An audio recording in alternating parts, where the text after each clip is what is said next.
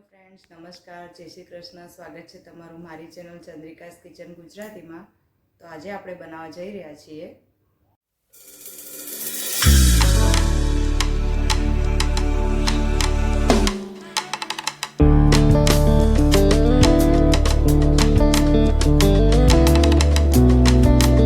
તો મિત્રો, કોઈ શાક સમજમાં ના આવે તો આપણે આ શાક બનાવી લેવાનું.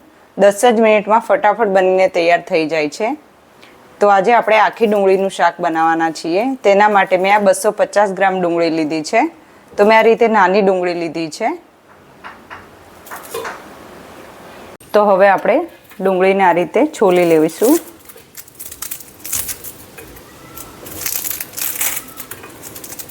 અને આ રીતે કટ લગાવી લઈશું.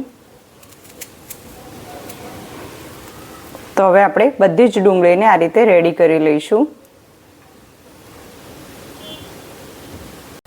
તો મેં બધી જ ડુંગળીને આ રીતે કટ લગાવીને રેડી કરી લીધી છે. તો હવે શાક બનાવવા માટે આપણે 2 ચમચા તેલ લઈ લઈશું અને તેલને આપણે ગરમ થવા દઈશું. તેલ ગરમ થઈ ગયું છે. તો હવે આપણે કાંદા નાખી દઈશું તેમાં.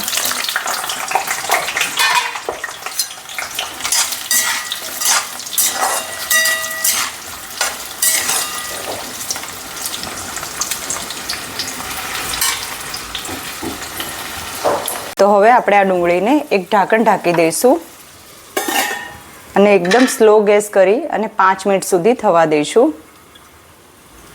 અને પછી જ આપણે મસાલા કરીશું. તો આપણી ડુંગળી હજુ શેકાવામાં 5 મિનિટની વાર છે. ત્યાં સુધી આપણે ગ્રેવીની તૈયારી કરી લઈશું. તો ગ્રેવી બનાવવા માટે મેં આ 1 ટમેટું લીધું છે, 2 લીલા મરચાં લીધા છે, 2 ચમચી મેં ચણાની દાળના ડાળિયા લીધા છે, અડધી ચમચી મેં કસૂરી મેથી લીધી છે અને 2 ચમચી મેં મોળું દહીં લીધું છે. બધી જ વસ્તુને એક મિક્સરની જારમાં લઈ લઈશું આ રીતે.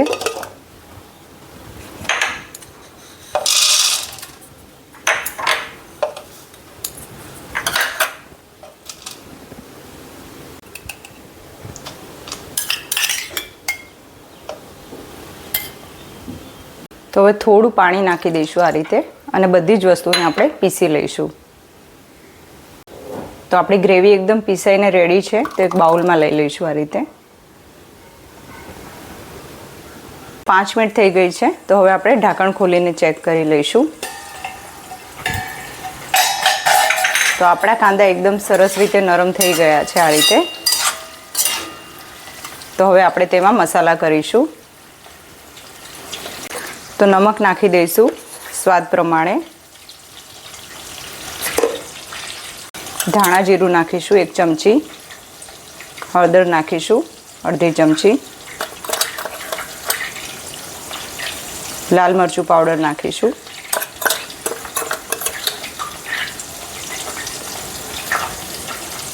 અને બધી જ વસ્તુ મિક્સ કરી લઈશું.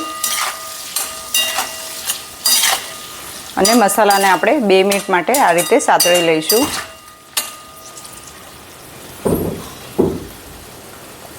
તો 2 મિનિટ થઈ ગઈ છે અને આપણા મસાલા એકદમ સરસ સતળાઈ ગયા છે. તો હવે આપણે આ ગ્રેવી માટે જે રેડી કર્યું હતું તે નાખી દઈશું.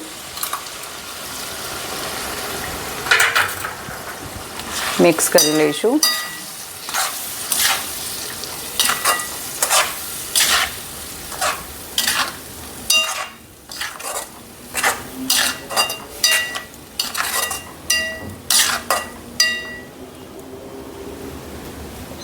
અને હવે આપણે ઢાંકણ ઢાંકીને તેને 2 થી 3 મિનિટ માટે થવા દઈશું. તો 3 મિનિટ થઈ ગઈ છે. તો હવે આપણે શાક ચેક કરી લઈશું. તો તેલ એકદમ સરસ રીતે છૂટું પડી ગયું છે આ રીતે. અને ગ્રેવી પણ એકદમ થીક થઈ ગઈ છે આ રીતે.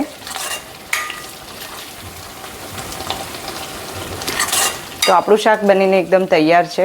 તો ગેસ બંધ કરી લઈશું. અને હવે આપણે ધાણા નાખી દઈશું આ રીતે ઉપરથી, કોથમીર. મિક્સ કરી લઈશું.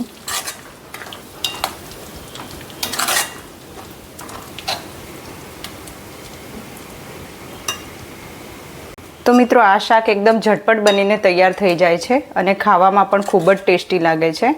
આપણે તેને રોટલી પરાઠા સાથે ખાઈ શકીએ છીએ અને એકદમ મસ્ત ટેસ્ટી શાક બનીને આપણું તૈયાર છે.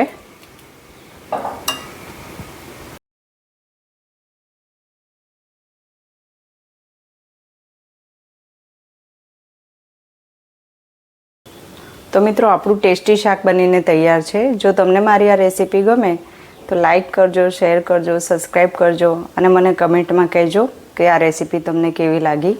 જય શ્રી કૃષ્ણ મિત્રો.